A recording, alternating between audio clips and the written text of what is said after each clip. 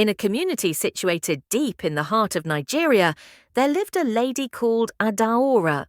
Her beauty was the buzz of the region, and every man who saw her could not help but adore her.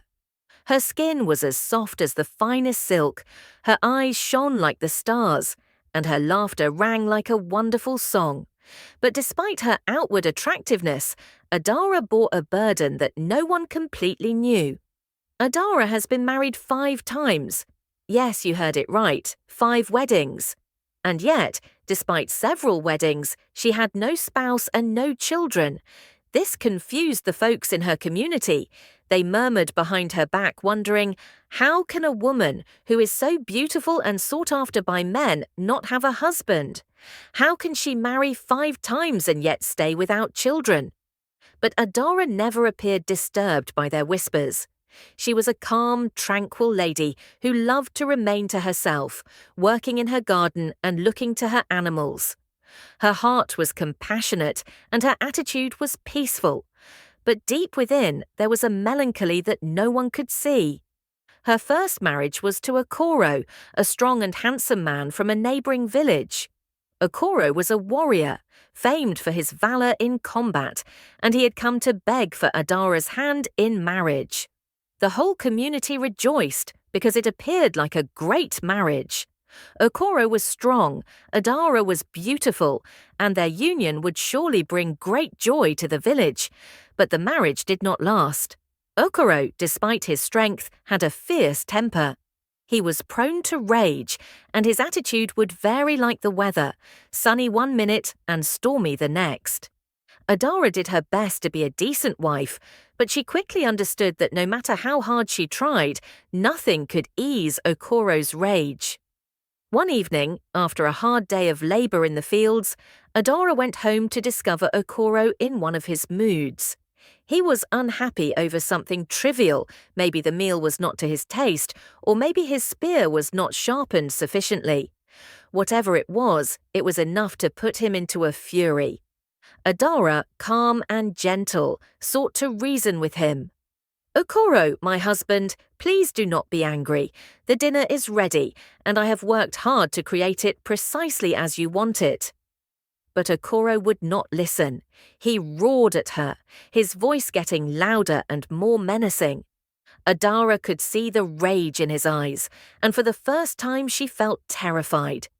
In that instant, she realized she could not continue in this marriage. The love she previously felt for Okoro had been replaced by dread and despair. She abandoned him. Okoro was angry, but Adaora had made up her decision. She would not live a life of dread. And so she returned to her father's home, leaving behind her previous marriage. The locals were astonished by the quick termination of the marriage, but Adaora, while grieved, stayed strong. She did not let the end of her first marriage break her spirit. She was determined to find happiness again, to establish a life of serenity and love. Adaora's second marriage was to a guy called Chijioke. Chijioke was sweet and polite, but he was also quite silent. At first, Adaora thought she had found the perfect match. He never raised his voice, he never argued, and he treated her with tremendous respect.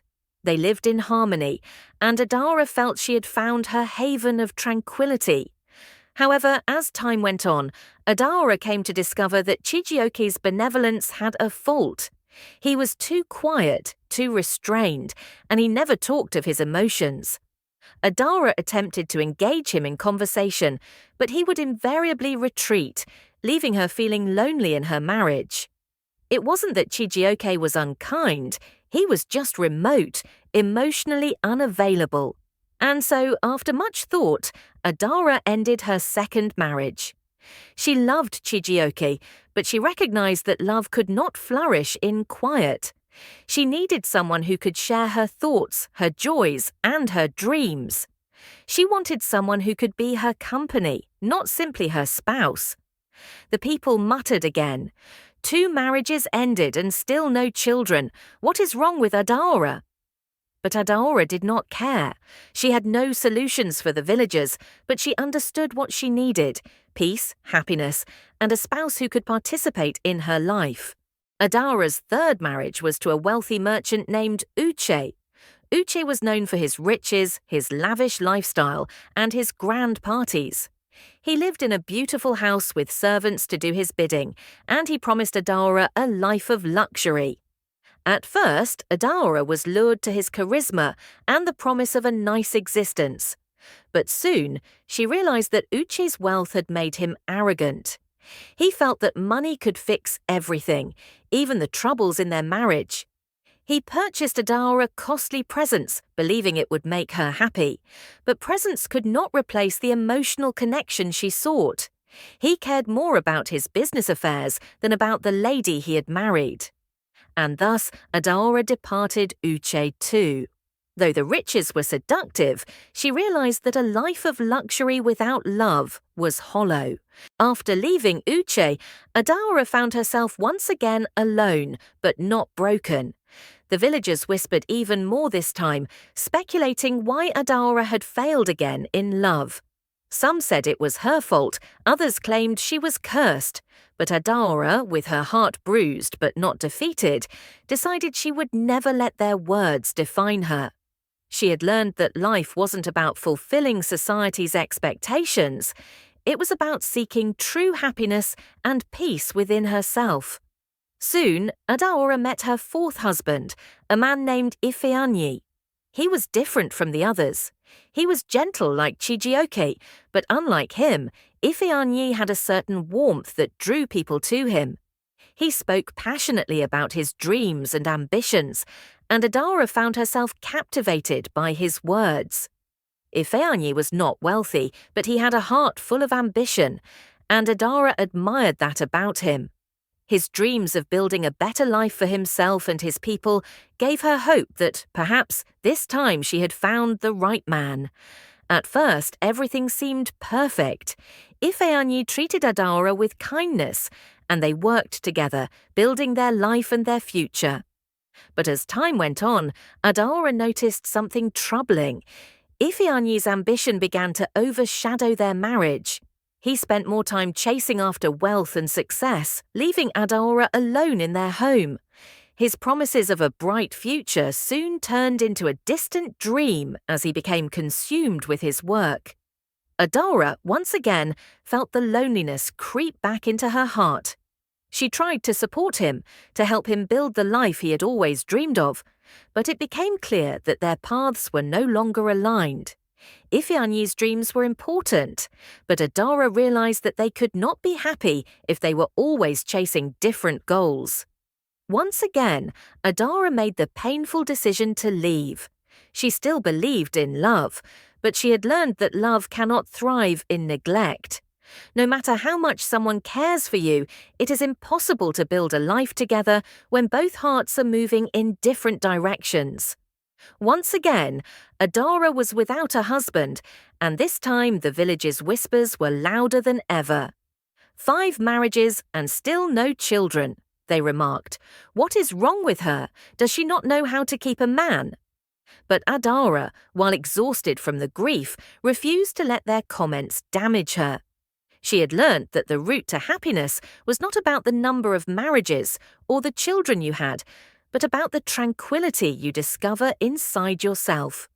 Her 5th marriage occurred shortly after, to a guy called Emeka, a peaceful and kind spirit who appeared to offer her the serenity she had been searching for so long. Emeka was a modest guy with no lofty goals or cravings for riches. He was pleased with the basic joys of life, farming, nature, and community. Adaora felt solace in his calm attitude and his steadfast dedication to their life together. At first, it seemed like the tranquility Adaora had always yearned for. Emeka and Adaora constructed a house on a little plot of land, and life was modest but wonderful. They worked together, tending to their crops, rearing animals, and caring for one another. Adaora believed she had finally achieved the happiness she deserved. But as the seasons passed, Adaora started to see something that concerned her. Emeka's health started to worsen. He got weaker with each passing day, unable to work as much as he had previously. Adaora cared for him with all the love she had in her heart, but the tragedy of his diminishing health weighed hard on her. Emeka, while kind and caring, was getting feeble, and Adaora's aspirations of a family with him appeared to recede with each passing day. Despite her attempts, Emeka died one calm evening, leaving Adaora once again alone. This time the agony was deeper than it had ever been.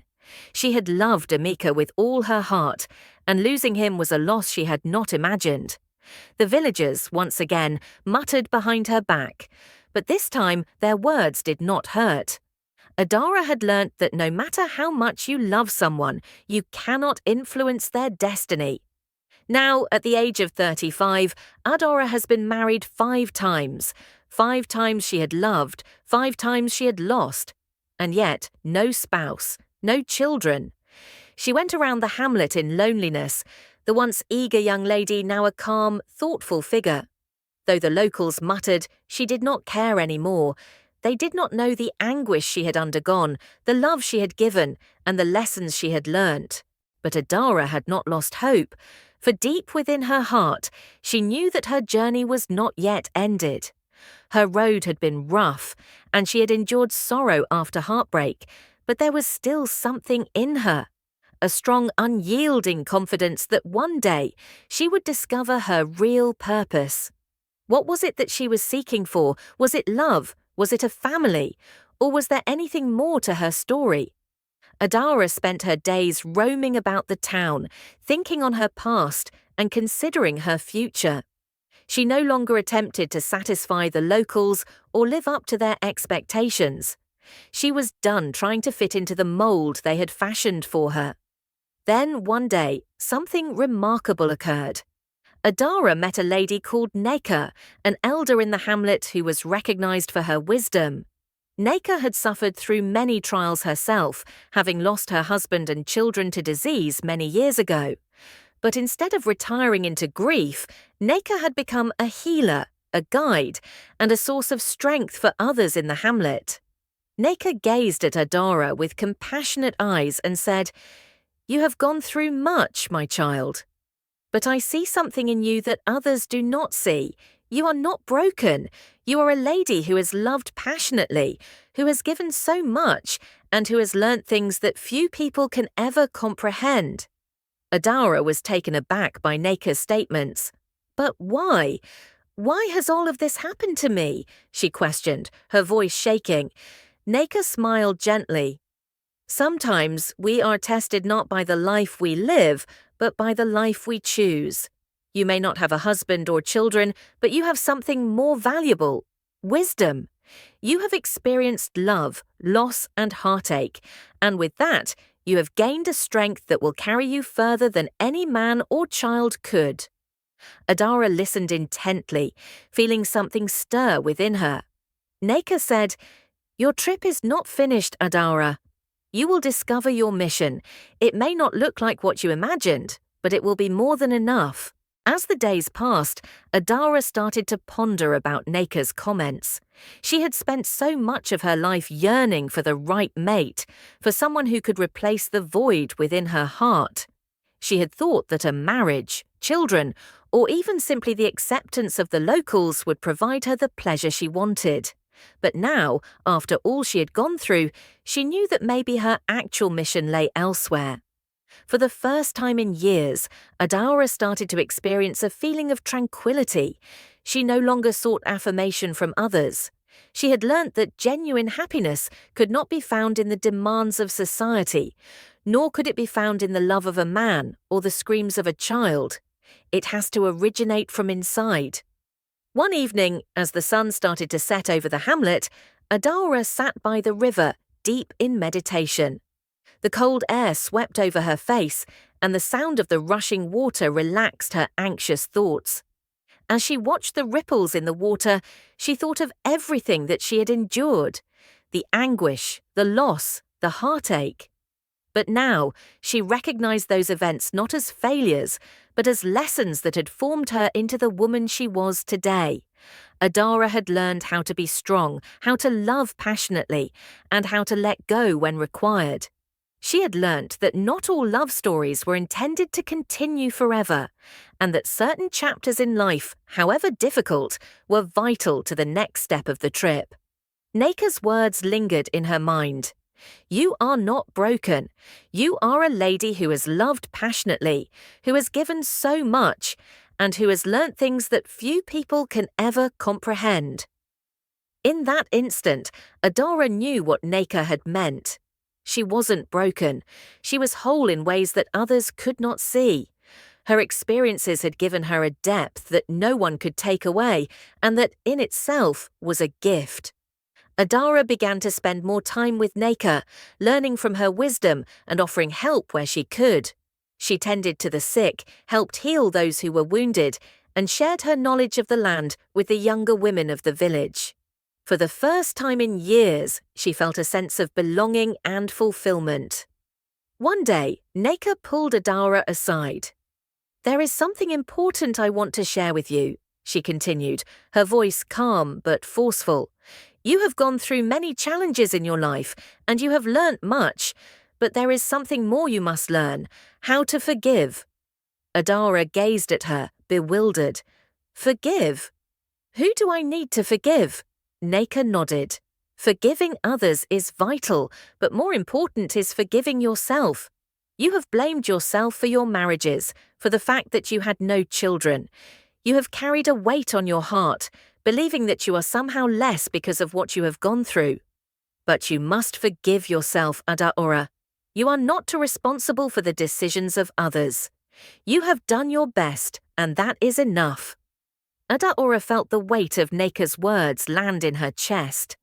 For so long she had carried guilt, regret for her failed marriages, guilt for not having children, guilt for not living up to the expectations of everyone around her.